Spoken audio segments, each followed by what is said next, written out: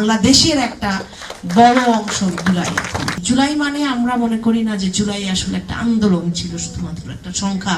জুলাই থেকে 36 পর্যন্ত এটা একটা সংখ্যা না, কিন্তু তার শেষ দিনটা কোন দিন ছিল আমরা সেটাও জানি না। আমার খুব জানতে ইচ্ছা করে কোন নদীর কোনখানে আসলে তাদেরকে ফেলে দেওয়া হয়েছিল।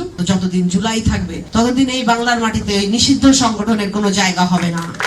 বাংলাদেশ, আমার দেশ তখন সেই অবস্থায় চলে গিয়েছিল যেখানে কোনো অন্যায়ের বিরুদ্ধে কথা বলা যাচ্ছিল না, মানুষকে বেঁচে থাকার মতো কোনো নিশ্চয়তা ছিল না।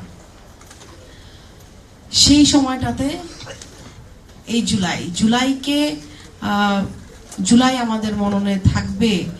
জুলাই আসলে বাংলাদেশ থাকলে জুলাই থাকবে। বাংলাদেশের একটা বড় অংশ জুলাই। আমরা মুক্তিযুদ্ধকে ধারণ করি যেভাবে, মুক্তিযুদ্ধ আমাদেরকে বাংলাদেশ দিয়েছে, সেখান থেকে বিগত সময়ের যত স্বৈরাচার বিরোধী গণতন্ত্র পুনরুদ্ধারের যত আন্দোলনে যাদেরকে আমরা হারিয়েছি, যতগুলো আন্দোলন হয়েছে এবং শেষ পর্যন্ত বিগত জুলাই, এরাই সব বাংলাদেশ। আসল ফল থেকে তৈরি, সম্পূর্ণ প্রিজারভেটিভ মুক্ত ফ্রুটিকা, পিওর মানে ফ্রুটিকা। এরাই বাংলাদেশ। এবং আমরা যারা আন্দোলনে ছিলাম, বাংলাদেশের জন্য কাজ করেছি, তারা এটা ধারণ করি এবং আমরা জানি জুলাই সেইখানেই থাকবে। এবং এটা কোনো একচ্ছত্র কোনো দল, একটা গ্রুপের, একটা কিছু মানুষের তার না, এটা সারা বাংলাদেশের মানুষের, দল মত নির্বিশেষে সকলের এটা।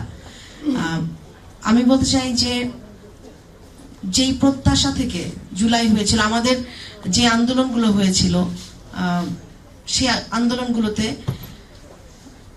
আমরা জানি দলগতভাবে প্রত্যেকটা দলের লোকজনকে কিন্তু এই নির্যাতনের শিকার হতে হয়েছে। প্রত্যেকটা ইন্ডিভিজুয়াল শিক্ষার্থীকেও, সেটা আমাদের এখানে খাদিজাতুল কুবরা আছে, তার প্রতিও আমি কৃতজ্ঞতা জানাই। তখন কিন্তু সে প্রোটেস্ট না করলে তাকে 17 মাস জেলে থাকতে হয়েছিল খাদিজা। তার জন্য আমরা দাঁড়িয়েছিলাম রাস্তায়, আপনাদের বিশ্ববিদ্যালয়ের ছাত্রী, এবং সে কিন্তু সাহস নিয়ে কথা বলেছিল তখন, শুধুমাত্র একটা উপস্থাপনা করার জন্য। এবং তাকে চরম নির্যাতনের শিকার হতে হয়েছিল। আবরার ফাহাদের মতো ছাত্রদেরকে আমরা হারিয়েছি তখন নির্যাতনের মাধ্যমে। এবং এটা চলমান ছিল। কিছু নাম আমরা সামনে এসেছিল, কিছু নাম হয়তো আমরা আনতে পারিনি। কিন্তু আজকে যেটা খুব জরুরি বলাটা, যেমন আমাদের ফিল্ম অ্যান্ড টেলিভিশন বিভাগ জগন্নাথ বিশ্ববিদ্যালয়ের আমাদের ম্যাডাম বলে গেলেন, যে শাহিন ম্যাডাম বলে গেলেন যে এটা অনেক এখনো পর্যন্ত যতটুকু দরকার এই ডিপার্টমেন্টটাকে সেই পর্যায়ে নিয়ে যাওয়া সম্ভব হয়নি। সময়টা অনেকটা কম আমরা বলবো জুলাই পরবর্তীতে আসলে। তো বয়ানটা শুরু করার জন্য, বয়ানটা ধরে রাখার জন্য, আমরা যেই বাংলাদেশ বিনির্মাণ করতে চাই সেই জায়গায় যাওয়ার জন্য এই কালচারাল বয়ানটার কিন্তু অনেক বেশি দরকার। জুলাই মানে আমরা মনে করি না যে জুলাই আসলে একটা আন্দোলন ছিল, শুধুমাত্র একটা সংখ্যা। জুলাই থেকে 36 পর্যন্ত এটা একটা সংখ্যা না, কিন্তু জুলাই মানে এই যে হাজারো মা যাদের অশ্রু, এই যে হাজারো ভাই যারা প্রাণ, তাদের তাজা রক্ত ঢেলে দিয়েছে বুকের। জুলাই মানে সেই বাবা যে তার সন্তানকে একটা সুন্দর ভবিষ্যতের জন্য গড়ে তুলেছিল, কিন্তু তার নিথর দেহ নিয়ে ফিরে এসছে। জুলাই মানে সেই ভাইটা, যেই ভাইটা নিজের ভবিষ্যতের কথা না ভেবে বাংলাদেশের ভবিষ্যতের কথা চিন্তা করে এগিয়ে গিয়ে তার জীবন দিয়ে দিয়েছে। ইয়ামিনের মতো যে ভাইটা, তাকে নির্বিচারে হত্যা করা হয়েছে। আনাসের মতো, প্রিয়র মতো যে সাংবাদিক, সবাই এরা জুলাই। বলেছিলাম যে আমাকে অনেক বেশি শক্ত থাকতে হয়, আমাকে অনেক বেশি দৃঢ় থাকতে হয়, কারণ বিগত সময়ে যখনই কোনো কথা বলতে গিয়েছি আমাকে হাজারো বাহিনী দ্বারা ঘিরে রাখা হতো, কথা বলতে দেয়া হতো না, বা কোনো ভেন্যু হয়তো আমাদেরকে দেয়া হতো না। এখন যখন কথা বলতে পারি, এখন যখন বেঁচে আছি, এখন যখন বিচার চাইতে পারি অন্যায়ের, সেই পুরো কৃতজ্ঞতাটা আসলে জুলাইকেই দিব আমি। এবং জুলাইয়ের জন্যই আসলে আমরা এই বাংলাদেশে আছি। একটা স্বাধীন জায়গায়, স্বাধীন দেশে আজকে গণ অভ্যুত্থানের পরে দাঁড়িয়েও আমি বলতে চাই যে আমিও জানতে চাই আসলে আমার ভাইয়ের সাথে কি করা হয়েছিল। আমার মাকে আপনারা দেখেছেন যে আয়নগরে, উনি প্রত্যেকটা দেয়াল ধরে ধরে দেখছিল যদি তার সন্তানকে সেই আয়নাঘরে ছোট কক্ষে রাখা হয়। তার শেষ দিনটা কোন দিন ছিল আমরা সেটাও জানি না। যে টর্চারের বর্ণনাগুলো সেখানে করা হয়, যে মেটাল রড দিয়ে ঝুলিয়ে পেটানো হয়, তাদেরকে লেথাল ইনজেকশন দেওয়া হয়, তাদেরকে গুলিবিদ্ধ করে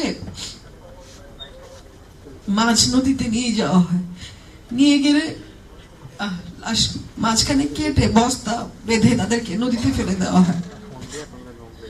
আমার বোন হিসেবে শুধু আমার ভাই না, তার সাথে আরো যারা ছিলেন, আমার খুব জানতে ইচ্ছা করে কোন নদীর কোনখানে আসলে তাদেরকে ফেলে দেওয়া হয়েছিল। তখন আমার ভাই কি জানতো কিনা যে ঠিক যে এই সেলগুলাতে তাদেরকে রাখা হয়েছিল তার পাশেই র্যাবের যে ওয়েটিং রুমে তার মা, তার বোন, তার সন্তান, তার স্ত্রী, সব পরিবারের সবাই অপেক্ষা করছিল এবং তাদেরকে আকুতি মিনতি করছিল যে আমার সন্তানটাকে ফিরিয়ে দেন, তাদের সন্তান দেন, আমরা তাদেরকে ফেরত চাই। যখন আয়নাঘরগুলো খুব ইনভেস্টিগেশন করে বের করা হয়, দেখলাম যে ওয়েটিং রুম থেকে এটার দূরত্ব হয়তো 25 কদম হবে, যে বাউন্ডারির ভিতরে।